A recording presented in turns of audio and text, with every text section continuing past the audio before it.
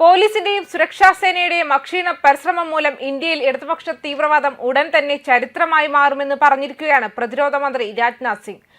Police സ്മൃതി ദിനത്തോടനുബന്ധിച്ച് central ഡൽഹിയിലെ ചാണക്യപുരിയിലുള്ള ദേശീയ പോലീസ് സ്മാരകത്തിൽ പുഷ്പചക്രം അർപ്പിച്ച് സെറിമണൽ ഗാർഡിൽ നിന്ന് സല്യൂട്ട് സ്വീകരിച്ച് സംസാരിക്കുകയായിരുന്നു മന്ത്രി.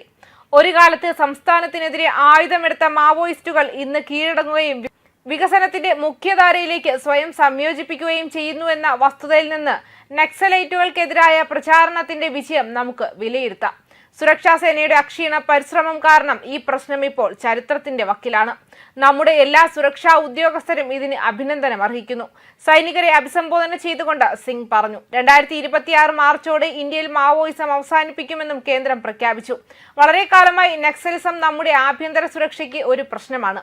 ഛത്തീസ്ഗഡ്, ജാർഖണ്ഡ്, ഒഡീഷ, ആന്ധ്രാപ്രദേശ്, തെലങ്കാന, മഹാരാഷ്ട്ര എന്നിവിടങ്ങളിലെ പല ജില്ലകളിലും നക്സലിസത്തിന്റെ പിടിയിലായിരുന്ന ഒരു കാലമുണ്ടായിരുന്നു. ഗ്രാമങ്ങളിലെ സ്കൂളുകൾ അടച്ചിരുന്നു. റോഡുകളില്ല. ആളുകൾ ഭയത്തോടെയാണ് ജീവിച്ചിരുന്നത്. ഈ പ്രശ്നം ഇനി തുടരാൻ അനുവദിക്കില്ലെന്ന് ഞങ്ങൾ തീരുമാനിച്ചു. നമ്മുടെ പോലീസ്, CRPF, BSF, തദ്ദേശ ഭരണകൂടം എന്നിവ സംഘടിതമായി ഒരുമിച്ച് പ്രവർത്തിച്ച രീതി പ്രശംസനീയമാണ്. ഒരു കാലത്ത് നക്സൽ കേന്ദ്രങ്ങളായിരുന്ന പ്രദേശങ്ങൾ ഇപ്പോൾ വിദ്യാഭ്യാസ കേന്ദ്രങ്ങളായി മാറിക്കൊണ്ടിരിക്കുകയാണെന്നും അദ്ദേഹം പറഞ്ഞു. ഒരു കാലത്ത് ചുവന്ന ഇടനാഴി എന്ന പേരിൽ കുപ്രസിദ്ധമായിരുന്ന ഇന്ത്യയുടെ ഭാഗങ്ങൾ ഇപ്പോൾ വളർച്ചാ ഇടനാഴിയായി മാറിയിരിക്കുന്നു.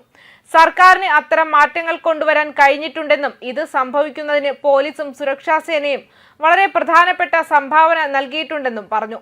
പോലീസ് സേനയുടെ ആധുനികവൽക്കരണത്തിനായി മോദി സർക്കാർ നൽകുന്ന വിഭവങ്ങളെയും ബജറ്റിനെയും കുറിച്ച് മന്ത്രി സംസാരിക്കുകയും ചെയ്തു.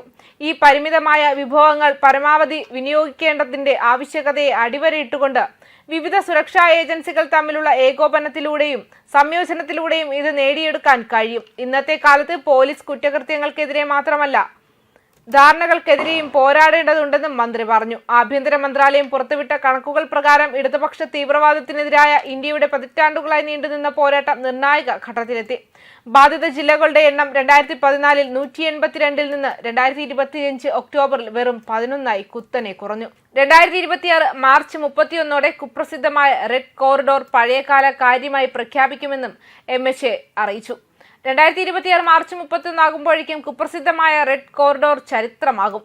മോദി സർക്കാരിന്റെ നിരീക്ഷണത്തിൽ 5 പതിറ്റാണ്ടിലേറെയായി നക്സലിസം ബാധിച്ച നിരവധി ഗ്രാമങ്ങൾ ഇപ്പോൾ അഭൂതപൂർവമായ വികസനത്തിനും പുരോഗതിക്കും സാക്ഷ്യം വഹിക്കുന്നു. അക്രമമല്ല, വികസനമാണ് ഇപ്പോൾ ഈ ജില്ലകളെ നിർവചിക്കുന്നത്, MHA പറയുന്നുണ്ട്.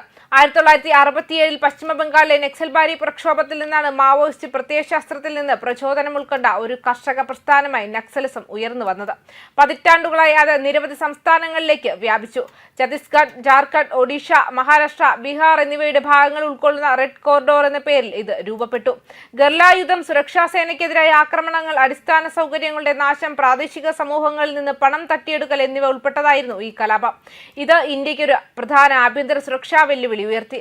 കൂടാതെ നിങ്ങളുടെ ധൈര്യത്തെ ഞങ്ങൾ സല്യൂട്ട് ചെയ്യുന്നുവെന്ന് പ്രധാനമന്ത്രി മോദി അറിയിച്ചിരുന്നു. പോലീസ് സ്മൃതി ദിനത്തിൽ രാജ്യത്തിന്റെ സുരക്ഷ നിലനിർത്തുന്നതിൽ പോലീസ് ഉദ്യോഗസ്ഥർ കാണിച്ച ധൈര്യത്തെയും സമർപ്പണത്തെയും ത്യാഗങ്ങളെയും പ്രകീർത്തിച്ചുകൊണ്ട് പ്രധാനമന്ത്രി നരേന്ദ്രമോദി അവർക്ക് ഹൃദയംഗമമായ ആദരാഞ്ജലികൾ അർപ്പിച്ചു. പോലീസ് സ്മൃതി ദിനത്തിൽ നമ്മുടെ പോലീസ് ഉദ്യോഗസ്ഥരുടെ ധൈര്യത്തെ ഞങ്ങൾ അഭിവാദ്യം ചെയ്യുകയും കർത്തവ്യ നിർവഹണത്തിൽ അവർ കാണിച്ച പരമമായ ത്യാഗത്തെ അനുസ്മരിക്കുകയും ചെയ്യുന്നു. അവരുടെ അചഞ്ചലമായ സമർപ്പണം നമ്മുടെ രാജ്യത്തെയും ജനങ്ങളെയും സുരക്ഷിതരാക്കുന്നു. പ്രതിസന്ധി ഘട്ടങ്ങളിലും ആവശ്യമുള്ള സമയങ്ങളിലും അവരുടെ ധൈര്യവും പ്രതിബദ്ധതയും വിലമതിക്കാനാവാത്തതാണെന്ന് പ്രധാനമന്ത്രി മോദി എക്സിൽ പങ്കിട്ട ഒരു പോസ്റ്റിൽ പറഞ്ഞു. 1959 ഒക്ടോബർ 21 ലഡാക്കിലെ ഹോട്ട് സ്പ്രിംഗ് പ്രദേശത്ത് ചൈനീസ് സൈന്യം നടത്തിയ പതിയിരുന്ന ആക്രമണത്തിൽ കൊല്ലപ്പെട്ട 10 സെൻട്രൽ റിസർവ് പോലീസ് ഫോഴ്സ് ഉദ്യോഗസ്ഥരുടെ സ്മരണയ്ക്കായി എല്ലാ വർഷവും പോലീസ് സ്മൃതി ദിനം ആചരിക്കുന്നുണ്ട്. ന്യൂസ് ഡെസ്ക് കർമ്മ ന്യൂസ്.